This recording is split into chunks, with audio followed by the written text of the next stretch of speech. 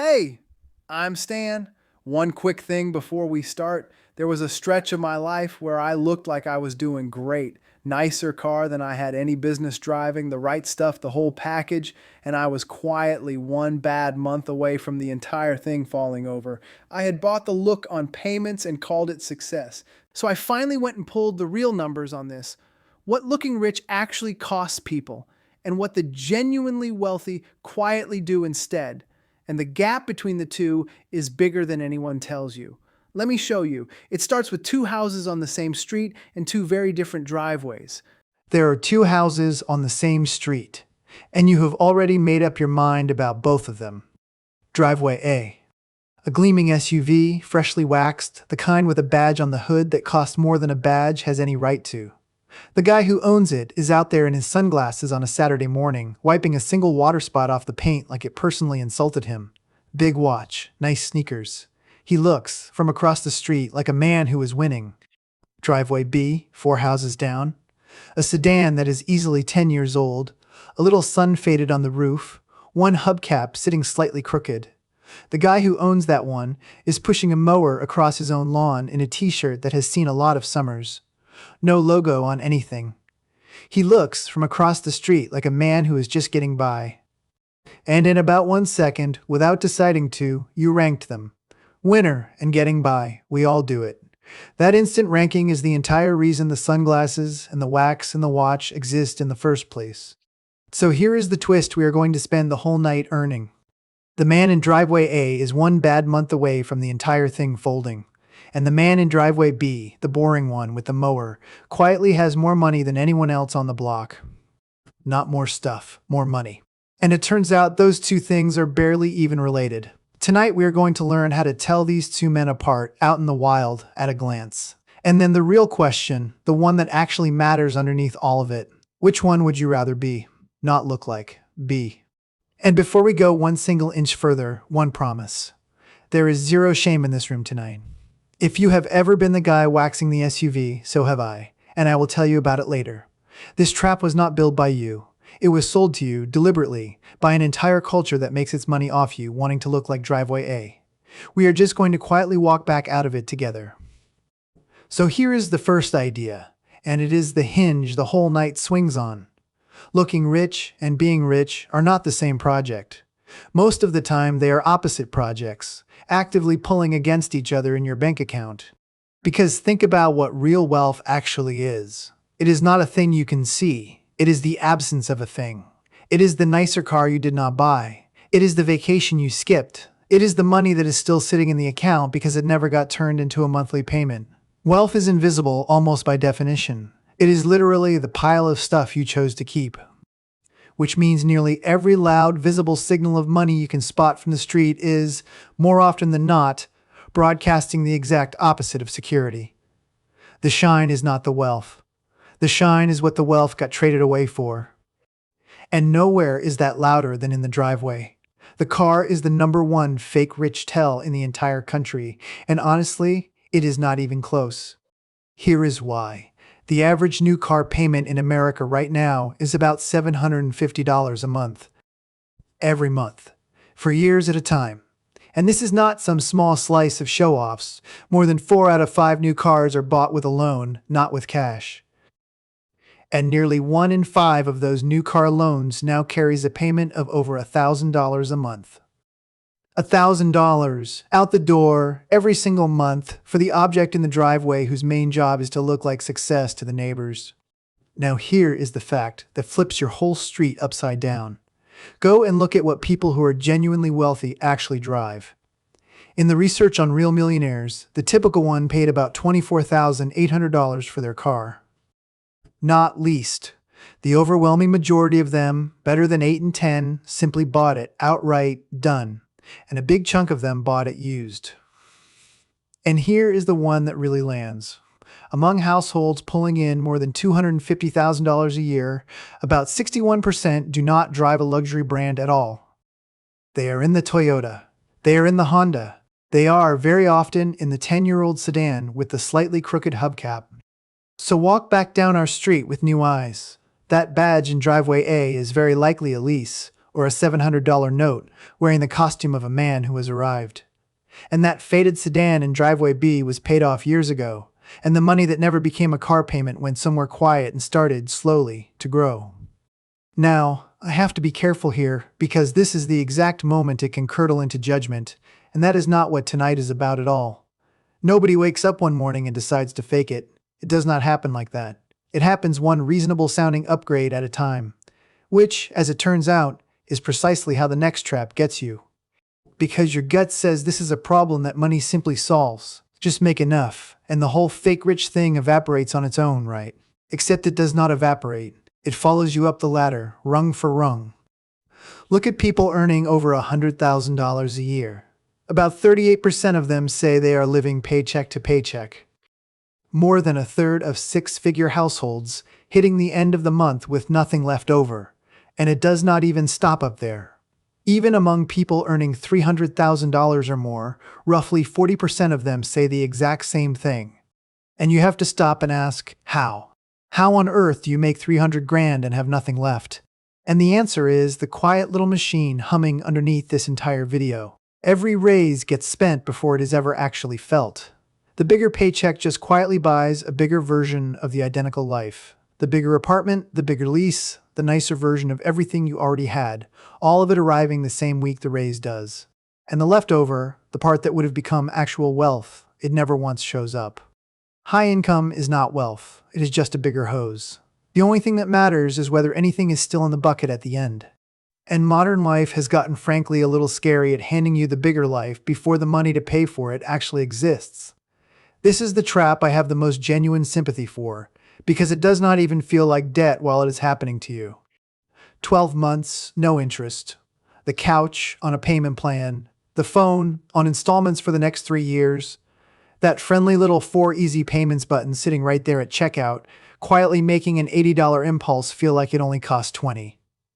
About half of all American adults have now used one of those buy now, pay later plans. Half of us. And every single piece of it feels small and reasonable and manageable on its own. That is the entire magic trick right there. But they stack. The average credit card balance for the people who carry one is now sitting around $6,700. And when you add up every required payment the typical household is making, the car and the cards and all the little plans, it eats up somewhere around 11% of their take-home pay. That is not a rounding error. That is a second rent. A second rent you are quietly paying every month for the privilege of looking like you already own a life that you are, in reality, still renting from a lender, one minimum payment at a time. So let us take an actual breath here and pull all the way back, because we now need one single honest number to cut clean through all of this noise.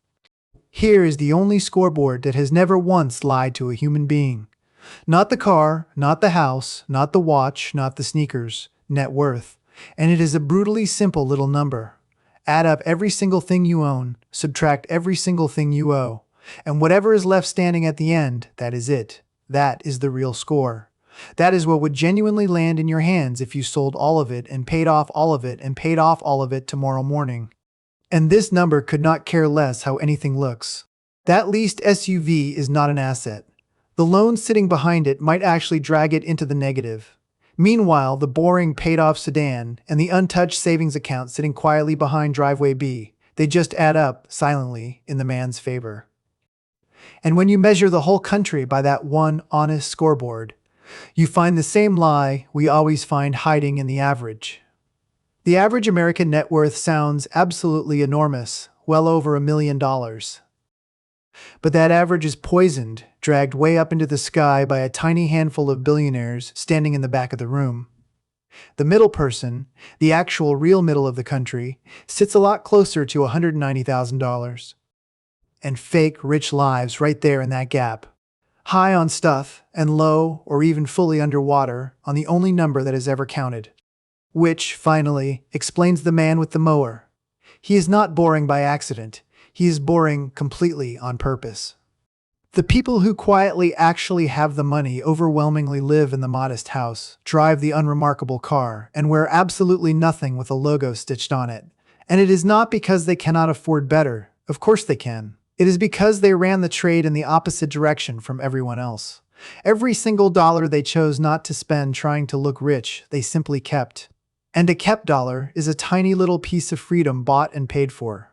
The invisibility is not a side effect of his life. It is the whole strategy. He is not failing to look rich. He sat down, looked at the price of it, and decided that looking rich was a genuinely terrible deal. And that walks us right up to the one question that X-rays this entire thing. Forget the driveways for a second. Forget every number I have thrown at you. Here is the test, the only one that matters. If your paycheck stopped tomorrow, no notice, no severance, just gone. How many months could you keep your exact life running, exactly as it is right now? The lease, the house, the plans, the whole set. Not scraping by, not selling things, running. Because for the man in driveway A, with the $700 SUV and the 4 easy payments and the 6-figure salary that somehow vanishes by the 30th, the honest answer sits somewhere between 0 and 1. One missed paycheck, and the entire beautiful set comes quietly down. It has to. There was never anything standing behind it holding it up. And this is not some rare, dramatic edge case either. More than a third of the entire country could not even cover a surprise $400 bill without borrowing for it. And nearly a quarter of Americans have no emergency savings at all. 0. 0 months, no cushion, one genuinely bad Tuesday away from the edge. That number, how many months you could survive with the income switched off, that is the real badge. And it is completely invisible. Nobody can see it from the street. You cannot wax it. You cannot park it in the driveway. But it is the only thing in this whole story that actually decides whether you are okay or not. So let me say the quiet part all the way out loud. The person who looks the most okay is very often the one carrying the smallest number. And the guy mowing his own lawn in the faded t-shirt might quietly be sitting on a full year. And I am not standing up here above any of this either. There was a whole chapter of my life where I was, without question, the man in driveway A. Not the SUV specifically, my own flavor of it, but the identical trade underneath. Buying the look, one perfectly reasonable payment at a time, and telling myself the income made it all fine. If you had stopped me back then and asked me the how many months question, I would have just gone very quiet. And that is the whole trap, right there. It feels exactly like winning, right up until the music stops. So here is how you actually walk out of it. And it is gentler than you are probably bracing for, because you do not have to burn your whole life to the ground to do it. You do not have to sell the car. You do not have to swear off every nice thing for the rest of your life. You just stop buying status on a payment plan. That is the entire move, honestly. You let the next thing wait until it is genuinely, fully yours to buy. And then the big one, the real one. The next raise, the next bump, the next windfall. You let exactly one of them go completely unspent. You just let it sit there and pile up, invisible, boring, for once in your life. Because that right there is the flip. The goal was never actually to look rich. Look at where trying to look rich lands people, all the way at the end of the month with nothing. The goal is to not need to. It is to make boringly, quietly, unshakably secure the thing you are secretly proud of. The mower, the paid-off car, the number nobody else can see. That is the flex. It was always the flex. The street just never once told you. So go back up to the top of our street one last time. 2 men, 2 driveways. One of them, if the job disappeared this Friday, is packing up that SUV by the end of the month because it was never actually his to begin with. And the other one could lose the very same job on the very same Friday and just keep calmly mowing that same faded lawn for a solid year because everything he owns, he genuinely owns. One of them looks rich. One of them is free. And now, finally, you can tell exactly which is which from all the way across the street, which leaves only the one question we started with. Which driveway do you actually want to wake up in?